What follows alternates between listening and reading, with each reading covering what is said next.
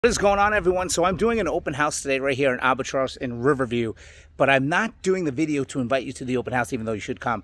It's the point that you need to do open houses to sell your house in this market.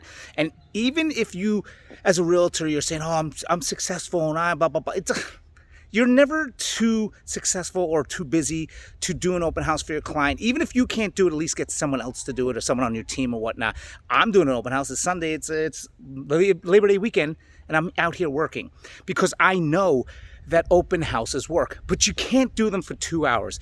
This is kind of what I tell sellers. When you're working with an agent, say to them, why did I hire you if you're not going to do everything for me?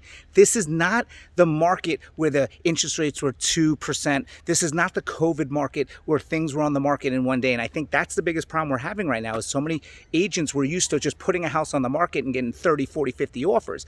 Those days are long and gone.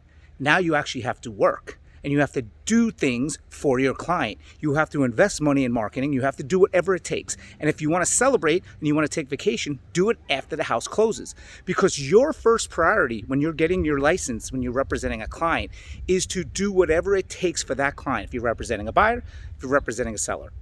So right now I'm doing whatever I have to do to get this house sold. And if it takes me doing open houses for 5-6 hours a day, then that's what I'll do. And that's the thing. You have to do open houses. You have to do them more than 2-3 hours. And here's why. Sometimes people can't make an open house. Maybe they're working. Maybe they live far away.